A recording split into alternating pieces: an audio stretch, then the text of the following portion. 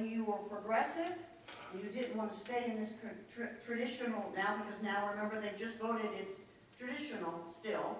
If you don't want to stay in this traditional camp, you could leave.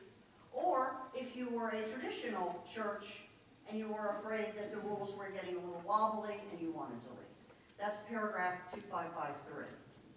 This is the Book of Discipline. How many of y'all have it by your bedside and doggy here? Not very many of you. It's done in paragraphs. So when we reference paragraph whatever, literally you just look up paragraph.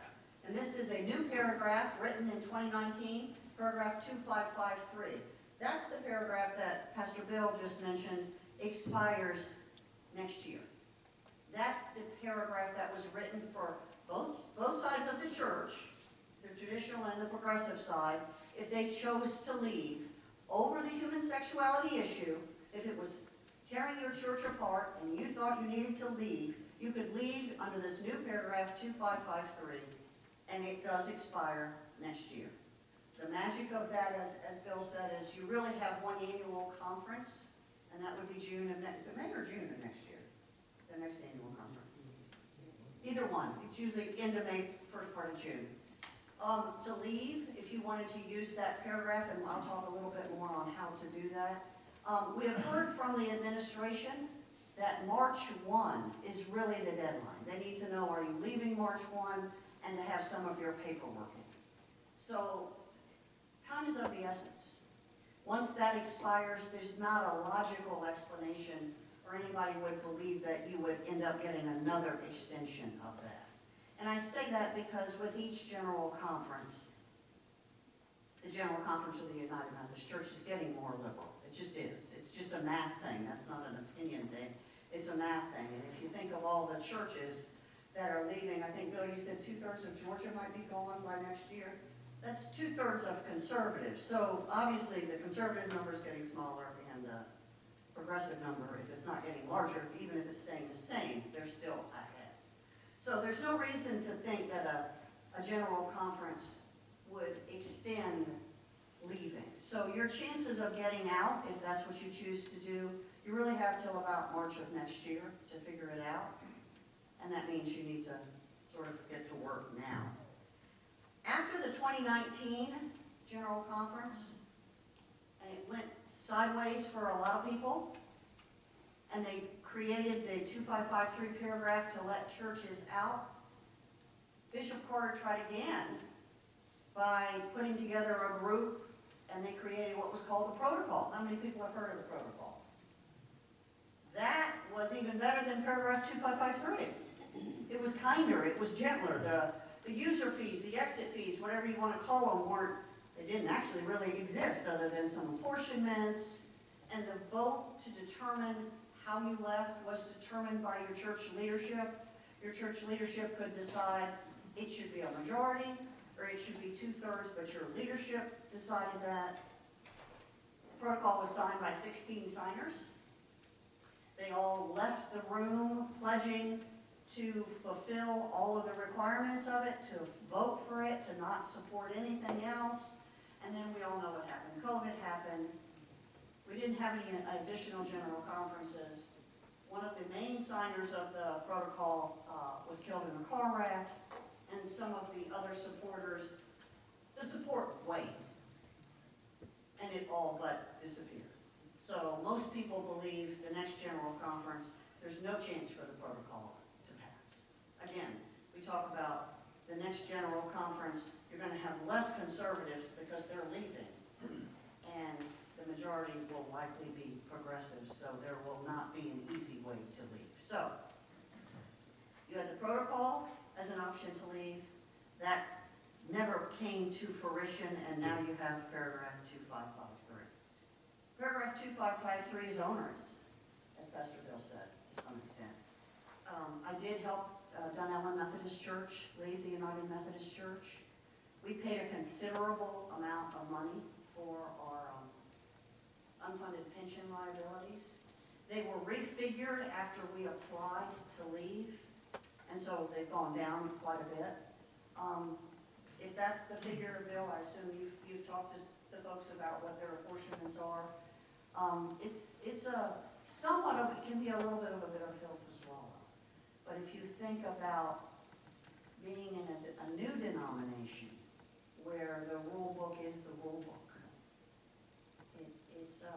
it's exciting, I'll just say it that way. I like to say, to join the Global Methodist Church at this point, to have a seat at the table for the new denomination, to be able to be a part of the new rules and the new regulations and the new book of discipline, to me is very exciting. We know what has gone wrong. Well, I don't think anybody's here to blame anybody. I like it too, the federal government, because I did spend some time in the federal government. Did it get too big? Did it get too bloated? Did they get too full of themselves? Maybe all of that. There are some safety nets put into the new book of discipline. The new book of discipline is called the Book of Doctrine and Discipline. It is in draft form. You can find it at globalmethodist.org. If you can't sleep one night. This is our current book of discipline, and it is 906 pages or whatever. The draft book of Doctrine and Discipline is 100 pages. It gives the authority back to you guys. It allows Homosassa Methodist Church to make disciples the way Homosassa knows how to make disciples. It doesn't give an awful lot of the authority to, I'm going to call it the administration. And that's where a lot of people think that the United Methodist Church got a little too top-heavy.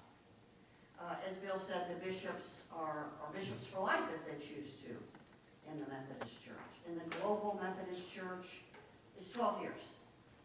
The bishop's supposed to keep one foot sort of in his old home territory or her own home territory.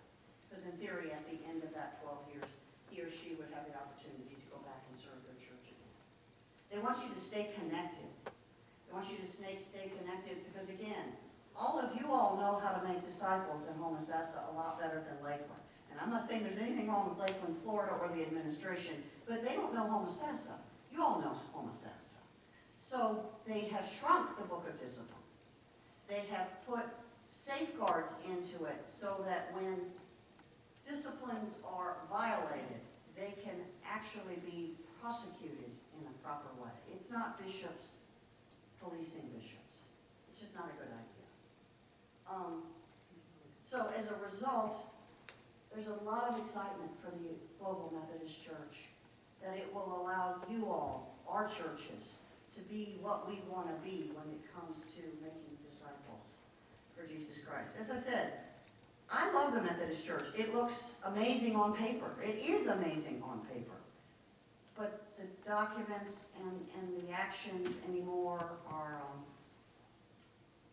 again, rules for thee and not for me. Pastor Bill said that 12 bishops have ordained LGBTQ clergy. There's 60 bishops. It's more than 1/6. 1/6 of your leadership doesn't follow this. That, to me, is a problem. You can make your own judgment. But more than 1/6 of the bishops don't think that there's things in here that are important. The schools, that's vital. The schools are vital. Duke University had I believe it was around Easter time, had an Easter service where they honored the queer one, and that was God. And the whole service was to honor their queer one, which was God. That's Duke University, the theology school. 70, 80 miles away, 2 weeks ago, you had a drag queen provisional clergy candidate by the name of Pastor Pentecost preach at a church in St. Petersburg, a children's service. And the two pastors, ordained Methodist pastors, as they were having communion with Pastor Pentecost, he's in his full garb, and they're getting ready to do communion, made a statement about about, we like to dress in garb, in drag too, and pointed to their vestments. That bothers me. It bothers me that it was almost mocked. So I don't want to sit here and read violation after violation after violation. I really don't. There are plenty there. I have issues with conferences, whole entire conferences, that have declared themselves sanctuary conferences, if you will. The Iowa Conference. Anything goes in the Iowa Conference. This is not their rule book in Iowa. So I guess that would confuse me if I were young and trying to figure out was I going to be drawn to maybe the Methodist denomination? What are the rules, and are they different in one part of the country? Are they different in one part of the state? Again, 70 miles away, we had a United Methodist Church host a drag queen for a children's service 2 weeks ago. That's the same state. That's around the corner, basically. So you all do have a choice. It's an important choice. I believe it's probably one of the most important choices that we will make in our lifetime as far as continuing Christianity in a strong, strong way. Again, the GMC is leaner, it's smaller. You will have more control. Pastor Bill said, I don't know what your committee system is. I don't know if Patty's got all of the committees. You guys can continue all of those, or you can redefine them how you want. You don't have to have all the committees that are required under the United Methodist denomination. Again, they want you to do your church the way you know how to do your church. I'm excited because I'm excited that the churches that are leaving now, that are going to be a part of the Global Methodist Church, get a seat at the table. That to me is really exciting. And you know, I need to say this, to disaffiliate, you don't have to join the Global Methodist Church. You don't have to join the Global Methodist Church right away. You could stay independent. I wouldn't personally recommend it, but that is not, in other words, disaffiliating from the United Methodist Church, if and when you take that vote, does not automatically put you into the Global Methodist Church. That requires another step. And in my opinion, that would require another, maybe a discernment period of learning more about the Global Methodist Church.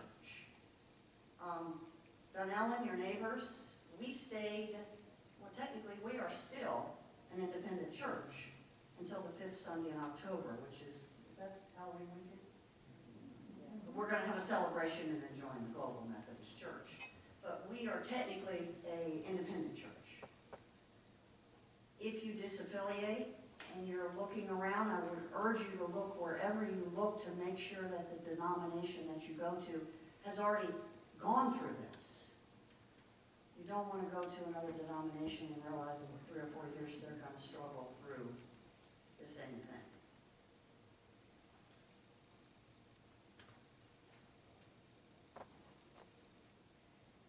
The GMC wants you to make disciples the way you know how to make disciples.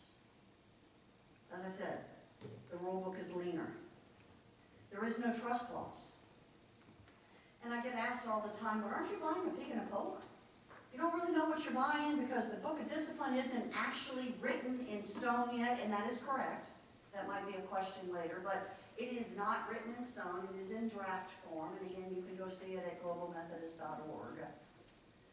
It will require a first general conference of the GMC, and that will likely be middle towards the end of next year, where they have to ratify the book of discipline. So yes, it is in draft form. Yes, it could change. Why would I join something that doesn't have anything firmly in place? I would say I would like a seat at the table to try to help make sure what's in that 100 pages is what I believe will help make a strong denomination, and that I can help make it stronger. That's my personal feeling. But here, I tell people this all the time. if in a couple of years it is not what you think it is. You leave the Global Methodist Church, 90 days notice and a majority vote. Sounds like you're getting out of a lease of your first apartment, doesn't it?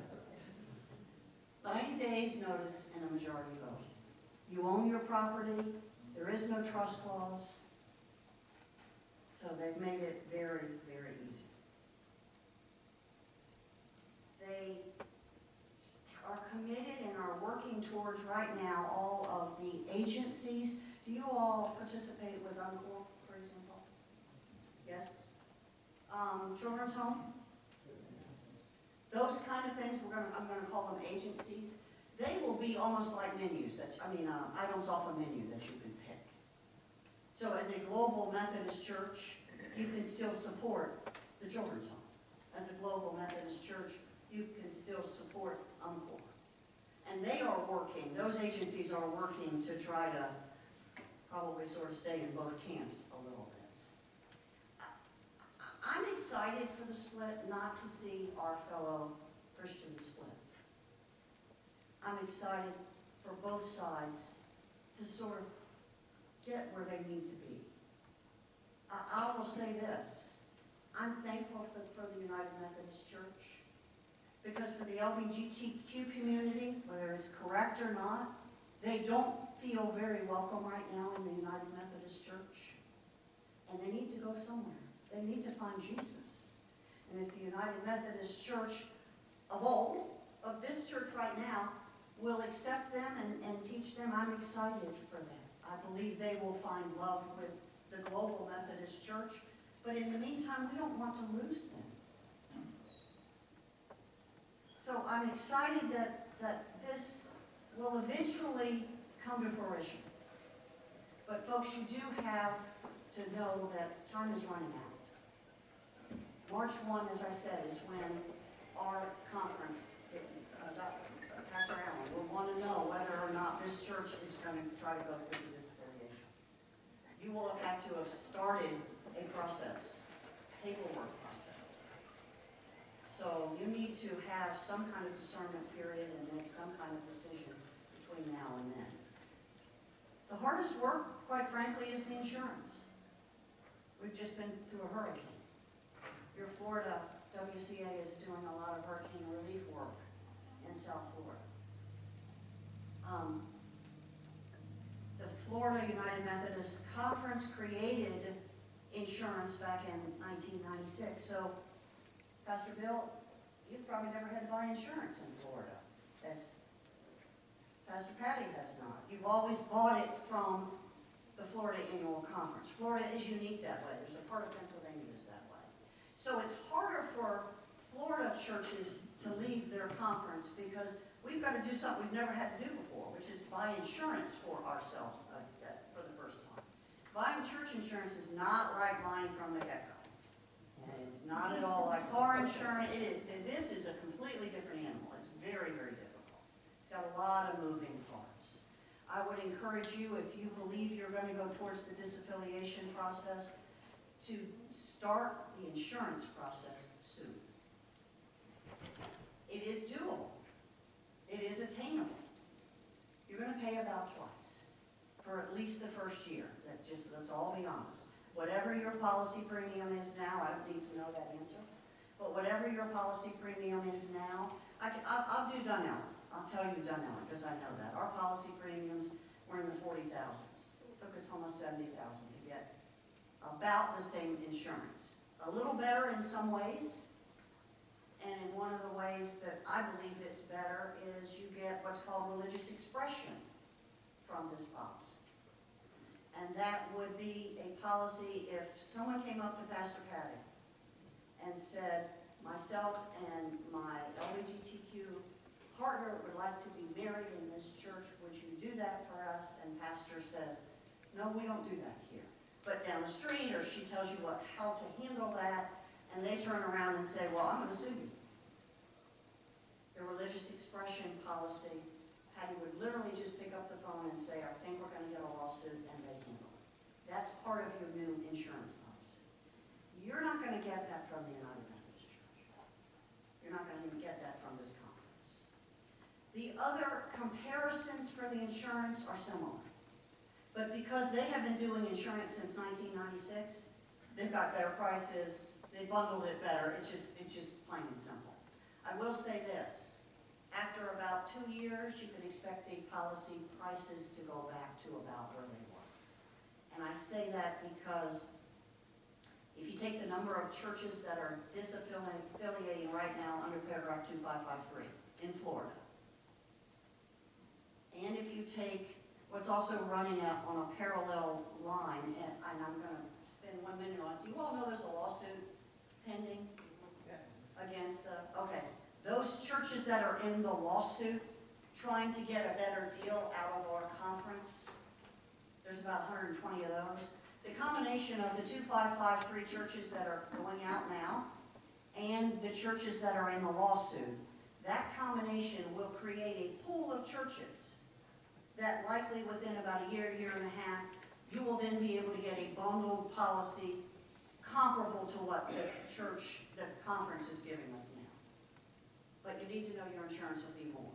But to Pastor Bill's point, apportionments in the Global Methodist Church are about 5%. So you could say you're going to swap your payment for apportionments for insurance right now. I urge you to seriously, seriously pray about this. It doesn't have to split your church. It doesn't have to split neighbors. But you do need to make the decision because your time is running out. There won't be an extension in my mind. There's no logical reason to think that a general conference would extend this opportunity again. The United Methodist denomination needs to know what they're dealing with. They need to sort of have all the cards fall on the table and figure out where they are for them to rebuild. And then we need to start anew. So you've got probably another 3 or 4 months, and then that's about it. So I urge you to pray about this, to seek counsel with your neighbors. Dunellen, we're happy to help you in however you need us to. Questions, the frustrations, the starts, the stops, it is doable. What we did was we created a task force of a couple of people that kind of knew insurance. We put them on that and put some people on another part of it and some people on the financial part of it and et cetera, et cetera, et cetera. And we met, I think we met every 2 weeks until it was all put together. You do need to formally let the conference know, and that would be Craig Schnelzer, he's our treasurer. If disaffiliation is something you're interested in, he doesn't hold you to it, but you need to actually have your official number. For this church to vote, I would think you would want to have as many actual facts as you need. And the official number you would need to get from Craig. I don't know, did they actually get the number, or is that someone estimated? Do we know? We have the number. It came from the conference? Okay, good. Then you've done that part. So I say this is an amazing moment in our history. It's an amazing moment in time. It's an amazing moment for your Christian life. And I ask you to pray with your friends, pray with your neighbors, and know that we're here for you, and we will answer any questions that you have. I'm next going to turn it over to Pastor Chris, who is an amazing pastor, our neighbor up the road, 10 miles, 15 miles up the road. Yeah.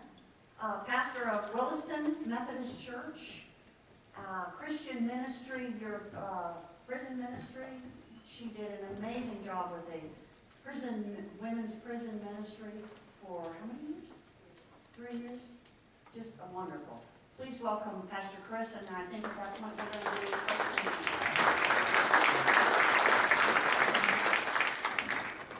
Good afternoon. Thank you for having me today. I am Chris Schoenwolf. I am the pastor of Williston First Methodist, and I started there in mid-July.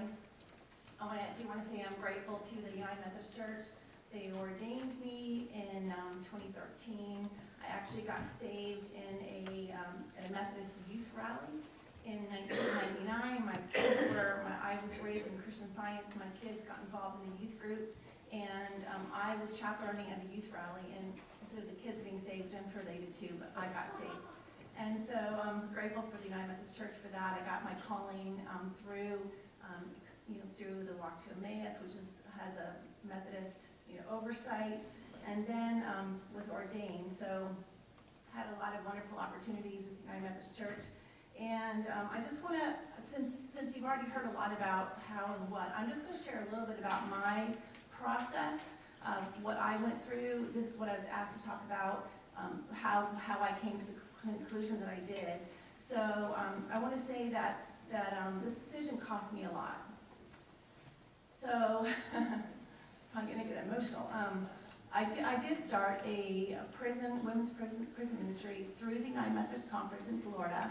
I started it in 2019 at that famous general conference that Elizabeth was talking about. And I was, as an elder, I was actually appointed to the prison. I was given a paycheck and insurance to start a ministry at the prison, which was really unheard of. It hadn't been done before. And it was a big leap of faith for the church to put their money where their mouth was when it came to ministry at the prison. And so for 3 years, and part of that was COVID, which I wasn't even able to get in for 8 months, they stood by me, stood by the ministry. And so for me to leave the United Methodist Church meant that I had to leave this ministry that I sweat blood over and that I love. I love the women, but I had to leave because I felt God was calling me to make this decision. It also cost me personally. I have a daughter who is in a lesbian relationship, lesbian lifestyle in Boston, and she made that decision for her life because she was in a very abusive marriage and decided that all men were bad. And so this was not a genetic thing for her. She made that decision, and so this has cost me personally, and it's cost me professionally. But I had to stand by the Bible and to stand by where God was leading me. Just going to share a couple things. They talked a little bit about seminaries and where seminaries are going today. And I have to say that when I was getting ready to start seminary, my pastor in a United Methodist church said, "You are not going to a United Methodist seminary." We were living in Delaware, and the closest seminary was in Washington, D.C. It was Wesley. And he said, "You are not going there. It's absolutely gone completely off the rails." He said, "You're going to the Baptist seminary." So instead of going towards D.C., I drove towards Philadelphia and went to Eastern Baptist Theological, which changed its name to Palmer Theological after my first year there. But because he said, I need you to have a good foundation. And it's sad that we have to go to a Baptist school to get a good foundation in the Bible. Even when I went to licensing school, which I went to Drew, which is up in New Jersey, which is where I went to licensing school. I remember walking in the bookstore and just perusing the bookstore one day, and right next to the stacks of the United Methodist hymnals were satanic Bibles. And I said to someone, "Why are there satanic Bibles next to our United Methodist hymnals?" "Oh, don't worry about that, it's not a problem." And I was not naive enough to know that wasn't a problem. That's a big problem. I also was told that in the Wesley Seminary, if I had gone there, that I would be sitting next to Wiccans and Satanists and, New Age people, Universalists, and that is the truth. And so I did go to Eastern Baptist. Also, when I was up at Drew at licensing school, I learned that the New Testament professor was not a Christian. And so here you have someone teaching New Testament theology who's not even a believer in Jesus. To me, that's a problem. When I was at seminary, there was someone had brought in an article written by an Episcopal priest. And the article, because the Episcopal Church had gone through the split, years before the Methodist Church faced it. And in this article, this Episcopal priest said, "How dare you say you have to have a personal relationship with Jesus to be saved? How dare you?" One thing I learned in seminary was that in order to get a PhD in theology, you had to come up with a new idea. Well, who knows that there is nothing new in the Bible? There is the truth. And so I think what occurred to me was that some of these really strange theologies that people are coming up with is because they're trying to get their PhD. And they're trying to come up with something new, but, they exposed us to a lot of those works in school because they wanted us to know they were out there. Just really radical ways of trying to come up with a new idea about the Bible. And so many of them were just so completely off the rails. I just couldn't understand it. It is true that our church is just not holding the rules. I had a strange experience when I was pastoring in Bellevue, and this is not the conference's fault, but there was a United Methodist pastor retired in our congregation, and I said, will you preach for me when I'm away and I'm going to a conference in Seattle? He said, sure, because he preached for me before. So I'm flying back from Seattle, and I called my husband, and I said, hey, how was church this morning? Really interesting. I said, oh Lord, what happened? He preached on reincarnation. And he used the Bible to prove his point. And I'm not saying it's the conference's fault, but this is where it seems like it's like anything goes, where we're not holding the Bible as our truth. And we're allowing different things to come in. Like, here's one of my pet peeves. The United Methodist Conference is promoting yoga. Do you realize that in every pose of yoga, you are worshiping a Hindu god? Every single pose lines up your chakras into alignment with these different Hindu demonic gods. Our conference is promoting it across the churches. That is a problem. Even Reiki. I hope that no one has ever gotten involved in Reiki. It promotes itself as a Christian way of healing. It is not. It's completely based on Eastern religion. It's pulling on demonic powers, and I hope that if you've ever done anything with it, you'll stop. If you want to know a little bit more about theological liberalism, this is a great book that I'm not going to talk about it because you guys can get it for yourself, but it's called The Rise of Theological Liberalism and the Decline of American Methodism. It's written by James Heidegger. We got to hear him in Oviedo last year, and he was an amazing speaker. And he goes back to like the early 1900s and talking about what's happening in our seminaries. Some of the things that I believe are important to the Christian faith are the doctrines of the virgin birth, the resurrection, the ascension, miracles, healing, primacy of scripture, and supernatural realities. These are things that are in question, if not completely discarded. And maybe those things aren't important to you, but they are very important to me. And if I'm going to lay my life down for a truth, I want the truth to be the truth. So the idea of pluralism, you can believe whatever you want, and this is an idea that we see around the conference, is that you don't have to believe any certain thing to be a Methodist. You can just believe whatever you want and just come and sit in our pews.